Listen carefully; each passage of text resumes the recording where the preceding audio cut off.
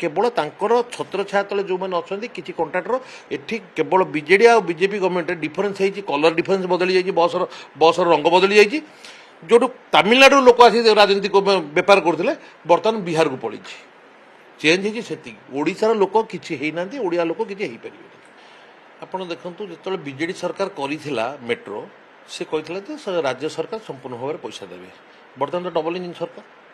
जदि चलनी लोक हेबेनी अधिका खर्च हो जहाँ मिछ प्रचार करुच्च बीजेपी सरकार बर्तमान जदि हो पारे जेहतु गोटे प्रकल्प होता एगेन्स्ट 273 कोटी टका बोधे पाखापाखि 270 273 कोटी टका खर्च भी जदि एति पैसा खर्च होती आउ 400-500 कोटी टका खर्च होता सेंट्रल गवर्नमेंट कहीं 50% पैसा देला नहीं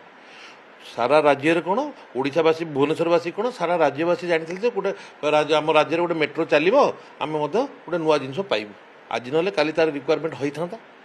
तो जेहतु डबल इंजिन सरकार नेला बेलू डबल इंजिन सरकार देला बेलू किसी नुह ये खाली ओडिशा लोक भुआ बताऊँ जदि तुम कर नाला